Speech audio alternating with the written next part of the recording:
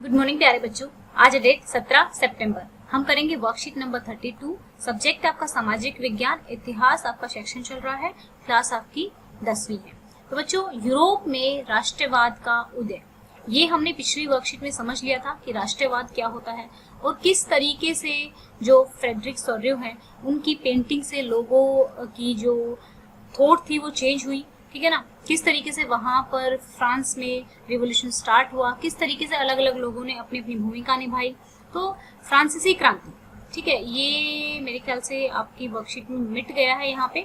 तो आज यहाँ पर एक तो यहाँ पे वियना कॉन्फ्रेंस आएगा, ठीक है, जो कि हम करेंगे आपकी सैटरडे वाली वर्कशीट में। और यहाँ पे आएगा ये आपका नागरिक संहिता, ठीक है, नागरिक संहिता, ठीक है, 1804 में। तो ये पहले फ्रांसीसी क्रांति आई, फिर नागरिक संहिता आई, फिर वियना कॉन्फ्रेंस हुआ, फिर जो आपके उदारवादी थे उन्होंने क्रांति की, फिर जर्मनी का एकीकरण हुआ, फिर इटली का एकीकरण हुआ। तो यानी कि ये इवेंट्स की सीरीज दी हुई है, ठीक है। तो इसको हम पढ़ेंगे। आज का हमारा टॉपिक है नागरिक संहिता। तो फ्रांसीसी क्रांति के आरंभ से ही फ्रांसीसी क्रांतिकारियों ने मतलब कुछ ऐसा अपना एजेंडा लेके चले थे कि लोग एक दूसरे से जुड़ना स्टार्ट हो गए थे, एक सामूहिक पहचान हो गई थी, क्योंकि वो एक ही जैसे अधिकारों के लिए लड़ रहे थे। ठीक है, तो जो सब सामूहिक पहचान होती है तो उसको हम राष्ट्रवाद कहते हैं। ठीक है, बाद में नेपोलियन ने प्रशासनिक क्षेत्र में क्रांतिकारी सुधारों को प्रारंभ किया। तो उसके बाद जो नेपोलियन थे उन्होंने प्रशासनिक क्षेत्र क्या होता है, जैसे मैं कहूँ कि सामाजिक क्षेत्र में सुधार किया, तो ऐसे भी बोला जाता है कि समाज सुधारक थे। तो जो समाज में चेंजेस लेकर आते हैं, जैसे कि दहेज प्रथा को बंद कर देंगे, जो बाल विवाह होते हैं उन्हें बंद कर देंगे, अभी भी थोड़े बहुत होते हैं, मतलब इतने नहीं होते जितने पहले होते थे। सो ये बात कर रहा है प्रशासनिक क्षेत्र की, यानी कि प्रशासन में सुधार किया, यानी कि जो लोग हमें रूल करते हैं, जो लोग शासन को चलाते हैं, वो शासन किस तरीके से चलाया जाएगा, इसमें चेंजेस किए। प्रशासनिक क्षेत्र में क्रांतिकारी सुधारों को प्रारंभ किया गया, जिससे 1804 की नागरिक संहिता या नेपोलियन की संहिता के नाम से जाना जाता है। इसके अलावा यूरोप में 19वीं सदी के शुरुआती दशकों में राष्ट्रीय एकता से संबंधित विचार उदारवाद से करीबी से जुड़े हुए थे। ठीक है, लेकिन ये उदारवाद वाले भी अब रिवोल्ट कर देंगे 1848 में, तो देखेंगे क्या होता है। तो यहाँ पे देखिए, 1804 की नागरिक संहिता पढ़ने से पहले हम एक बार जानते हैं फ्रांसीसी क्रांति के बाद किस तरीके से चेंजेस हुए थे। ठीक है, फ्रांसीसी क्रांति एवं राष्ट्रवाद। एक तो संविधान पर आधारित शासन हुआ जाने लगा, यानी कि संविधान में जो जो कंडीशंस हैं उन्हीं के अकॉर्डिंग क्या होगा, शासन किया जाएगा।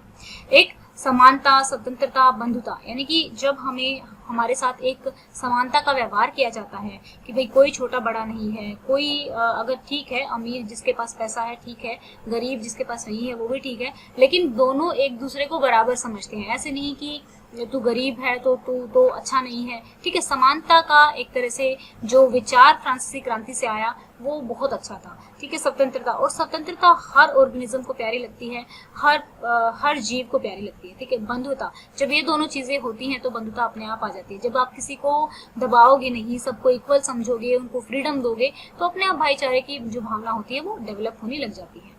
नया फ्रांसीसी तिरंगा झंडा, अब जैसे हमारे तिरंगे झंडे को देख के दिल में कुछ होता है, तो उसी तरीके से जब ऐसे कुछ होते हैं ना कि जो चीजें हमारी कोलेक्टिव आइडेंटिटी को, हम इंडियंस हैं, ठीक है ना, कोलेक्टिव आइडेंटिटी को रिप्रेजेंट करती है, तो इससे एक जुड़ाव हो जाता है। तो इन्होंने नई फ्रांसीसी क्रांति के बाद एक अपना तिरंगा झंडा अपनाया था।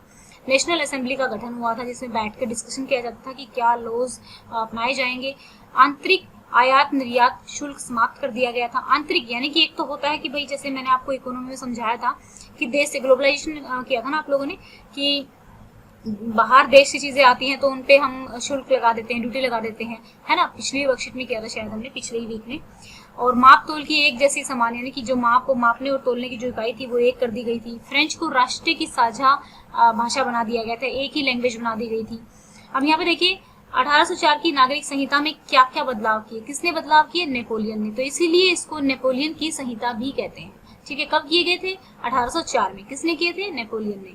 ठीक है, जन्म पर आधारित विशेषाधिकारों की समाप्ति हो गई कि भाई अगर आप राजा के बेटे हो तो इसका मतलब ये नहीं है कि हम आपको सर पे बिठा के रखेंगे, अपना काम करो, अपना नाम कमाओ, जब भी आपको कोई ठीक से सम्मान करेगा। ठीक है ना। ऐसा नहीं है कि आप राजा के घर पैदा हुए तो उससे कोई अधिकार आपको मिलने वाला है, तो वो वाले अधिकार जो है खत्म कर दिए गए। कानून के सामने समानता एवं संपत्ति के अधिकारों को सुरक्षित किया गया, यानी कि कानून के सामने सब सेम है। ऐसे नहीं है कि जो बहुत बड़ा राजा या फिर किसी बहुत ही अमीर का बेटा है या फिर अमीर आदमी है उसको सजा नहीं मिलेगी और जो गरीब है उसको ज्यादा सजा मिलेगी। कानून के सामने सब सेम हो गए। तो संपत्ति रखने का अधिकार दे दिया गया। जैसे पहले तो इन लोगों के पास संपत्ति कहाँ होती थी बेचारों के पास, तो दूसरों की जमीनों पे काम कर रहे होते थे। आपने रशियन रिवॉल्यूशन में भी तो यही पढ़ा था ना। प्रशासनिक विभाजनों को सरल बनाया गया। अब जो प्रशासनिक डिवीजन कर दी गई उनको सरल बना दिया गया, ठीक है। सामंत व्यवस्था को समाप्त किया गया। अब देखो प्रशासनिक विभाजन का मैं यहाँ पे थोड़ा सा एग्जांपल ऐसे समझाऊंगी। अगर अपनी जो एक्सटर्नल अफेयर मिनिस्ट्री है जो देश विदेश का मामला संभालती है, और अगर एजुकेशन मिनिस्ट्री जो कि हमारा एजुकेशन का मोस्टली जो वर्क होता है, थोड़ा बहुत विदेश का भी होता है लेकिन मोस्टली अपनी ही कंट्री में एजुकेशन सिस्टम को ठीक करना होता है, इन दोनों को मर्ज कर दिया जाए, इन दोनों को तो क्या होगा, डिफिकल्ट हो जाएगा। शासन करना है ना, इनको एजुकेट करना, तो सेपरेट कर दिया गया, ठीक है। तो प्रशासनिक विभाजनों को थोड़ा सरल बना दिया गया। मतलब मैं यहाँ पे समझाने की कोशिश कर रही हूँ कि प्रशासनिक विभाजन का क्या मतलब है, ठीक है। सामंती व्यवस्था को समाप्त कर दिया गया। ये सामंती व्यवस्था ऐसी थी कि राजा जो था अपने नीचे एक जो लॉर्ड होते थे, ठीक है, किंग तो होते ही होते थे, जो किंग के लॉर्ड होते थे वो जिनके पास जमीनें वगैरह होती थी वो अपनी जमीनें वगैरह ये सामंतों को दे देते थे। उनसे अपने खेत में तो काम कराते ही कराते थे, और जो खेती में उगेगा वो भी उनसे ले लेते थे थोड़ा बहुत हिस्सा। अब जब उनको सैनिकों की जरूरत पड़ गई तो सेना में लेके चले गए, ठीक है। अपने घर काम करवाना तो घर पे काम करवा लिया। मतलब कोई फिक्स रूल ही नहीं है कि काम क्या है बंदे का, तो आप बिल्कुल ही गुलाम बना के रख रहे एक तरह से। सामंती व्यवस्था कुछ ऐसी थी। किसानों के भू दास्ता और जागीरदार शुल्कों से मुक्ति मिली, ठीक है। शहरों में कारीगरों के श्रेणी संघों के नियंत्रण को हटा दिया गया, यानी कि अगर भाई कोई मर्चेंट है, कोई व्यापारी है, अपना संघ बना के काम करना चाहता है तो पहले वो परमिशन नहीं थी, अब वो परमिशन दे दी गई, नियंत्रण हटा लिया गया। अब उदारवादी राष्ट्रवाद, उदारवादी राष्ट्रवाद के अंदर क्या क्या था, राजनीतिक एवं आर्थिक क्षेत्र में सबसे मतलब बाकी चीजें तो ठीक थी इसमें भी, लेकिन एक चीज जो मुझे यहाँ पर ठीक नहीं लगी थी ये वाली, कि अभी भी मत का अधिकार सभी को नहीं दिया गया। जैसे हम लोग हैं, जैसे 18 साल के हुए हमें वोट का अधिकार मिल जाएगा, हम जाएंगे हमारी वोट बन जाएगी, ठीक है। और लेकिन अभी भी रिवोल्ट हुआ है, अभी भी इन्होंने क्या किया, मत का अधिकार सभी को नहीं दिया गया। उस टाइम में भी रीजंस ये रहे कि सब जनता मतलब पढ़ी लिखी नहीं है, उनको अगर वोट का अधिकार दे भी देंगे कर क्या लेंगे, वो उनका मिसयूज किया जा सकता है, तो इसलिए पढ़े लिखे लोगों को, कुछ जिनके पास कुछ प्रॉपर्टी है उन लोगों को वोट दिया जाएगा। ये चैप्टर में पढ़ेंगे जब हम चैप्टर को पढ़ेंगे, ठीक है ना। तो वैसे तो बाकी सब कुछ ठीक ही है कि सहमति के आधार पर सरकार बनेगी। किसकी सहमति पे, जो सिटीजन्स हैं उनकी सहमति पे। राजतंत्र को खत्म कर दिया गया। संविधान आधारित शासन होगा, संविधान के अनुसार ही शासन किया जाएगा। संसदीय सरकार होगी या प्रतिनिधित्व आधारित सरकार होगी, मैं आपको समझा चुकी हूँ। विशेषाधिकारों का अंत होगा, वो भी हो चुका है हमारा। कानून के समक्ष समानता होगी, ये भी हो गया। मुक्त बाजार, मुक्त बाजार की बात क्या है यहाँ पर, मैं देखो प्याज का एग्जांपल लेना चाहूंगी। मुझे प्याज का रेट तो नहीं पता, शायद चलो 70 रुपये ले लेते हैं, मतलब एवरेज लेके चलते हैं कि 70 रुपये रहता होगा, ठीक है। तो यहाँ पे अगर मान लो ऐसा होता है कि ये महंगा है, मान लो 70 रुपये महंगा है, तो लोग क्या करेंगे, अगली बार सोचेंगे कि चलो वही प्याज ही उगा लेते हैं अपने खेत में। तो बहुत सारे लोगों ने प्याज उगा लिया, तो अब बहुत ज्यादा गोदाम भरे पड़े हैं, तो मार्केट में बेचना तो है, तो क्या हो गया, सस्ता हो गया वो प्याज, ठीक है। तो प्याज के दाम क्या हो गए, खुद ही घट गए। अब क्या हुआ कि अगली बार इतना सस्ता था या फिर कुछ बाढ़ आ गई, ठीक है ना। तो एक रीजन ये भी हो सकता है कि बाढ़ आ गई हो, सारे फसल खराब हो गई, तो प्याज रह गई थोड़े से। अब थोड़े से चीजों को तो बहुत सारे लोग खरीदने की कोशिश करेंगे, तो दाम अपने आप बढ़ जाएंगे। तो ये है कि मुक्त बाजार, यानी कि अपने आप दाम घटना बढ़ना, सरकार इसमें कोई इंटरफेयर नहीं कर रही है। तो इस तरीके से मुक्त बाजार को मुक्त कर दिया गया, दाम फिक्स नहीं किए गए। ऐसा नहीं है कि जब इमरजेंसी सिचुएशन आती है तो ऐसा किया जाता है, थोड़ा रिस्ट्रिक्शन डाली जाती है। वस्तुओं एवं सेवाओं पर प्रतिबंधों से मुक्ति, वस्तुओं और सेवाओं पे जो प्रतिबंध से उनसे मुक्ति मिली। तो देखो बच्चों, 1804 की नागरिक संहिता की विशेषताओं की व्याख्या कीजिए। फ्रांसीसी क्रांति ने राष्ट्रवाद के विचारों को किस प्रकार मजबूत किया। उदारवादी राष्ट्रवाद की विशेषताओं को लिखिए। तो चलो करते हैं। देखो पहला क्वेश्चन है, 1804 की नागरिक संहिता की विशेषताओं की व्याख्या कीजिए। तो क्या विशेषता थी, जन्म पर आधारित विशेषाधिकारों की समाप्ति कर दी गई, ये बिल्कुल कर देनी चाहिए, कहीं भी नहीं मिलना चाहिए। कानून के समक्ष समानता, ठीक है। संपत्ति के आधार को सुरक्षित किया कि भाई आप अपनी संपत्ति रख सकते हो, अपने खेत रख सकते हो, अपने घर रख सकते हो। सामंती व्यवस्था को समाप्त किया, ठीक है। किसानों को भू दास्तक और जागीरदारी शुल्कों से मुक्त कर दिया गया, ठीक है। तो काफी कुछ चेंजेस अच्छे हुए, तो लोगों को भी ये लगने लगा कि भाई वहां पे हो सकते हैं तो हम भी कर सकते हैं, है ना। फ्रांसीसी क्रांति ने राष्ट्रवाद के विचार को किस प्रकार मजबूत किया। तो फ्रांस में ये चीज पॉसिबल हो पाई। किसको अच्छी नहीं लगती आजादी, किसको अच्छी नहीं लगता कि इक्वल ट्रीटमेंट हो, सबको अच्छा लगता है। तो समानता, स्वतंत्रता और बंधुत्व जब पता लगा कि ये चीजें अचीव कर ली गई हैं, राजा को हटा दिया गया है, तो और लोगों के मन में भी उम्मीदें जागी, ठीक है ना। नए फ्रांसीसी तिरंगे झंडे का इस्तेमाल करके एक तरह से और ज्यादा राष्ट्रवाद को बढ़ावा मिला। नेशनल असेंबली का गठन हुआ कि भाई लोगों से पूछताछ के भी सरकार चल सकती है। ये पहले पता ही नहीं था, राजा ही सब कुछ करते थे। ऐसा नहीं था कि राजा किसी से नहीं पूछता था, लेकिन एक मतलब पहले का अगर देखा जाओ तो पहले राजा के काफी दरबार होते थे, मंत्री होते थे, जनता के एरियाज में घूमा जाता था। राम राज्य करके कुछ बोला जाता है, आई डोंट नो वो था कि नहीं था, ठीक है, कि बहुत ही अच्छा शासन होता था। लेकिन बीच में इतना गड़बड़ हो गया था सिस्टम, जिसको कहते हैं कि डार्क एज में, कि लोगों को अपने लोग को अगर गरीब है तो उसको ये लगने लगा था कि मैं इसलिए गरीब हूँ क्योंकि भगवान ने मुझे गरीब बना रखा। जो कुछ थोपना है ना भगवान के नाम पे थोप दो। आज तक किसी ने देखा नहीं है भगवान, ठीक है। ऐसा नहीं है कि मैं भगवान में बिलीव नहीं करती हूँ, मैं बहुत मेडिटेशन करती हूँ, बट अभी तक किसी ने देखा नहीं है। जब तक मैंने देखा नहीं है, ठीक है, कोई पॉजिटिव पावर है या कोई हमारे पॉजिटिव वर्ड्स हैं या कुछ हमारे पॉजिटिव कर्म है, वो अलग चीज है।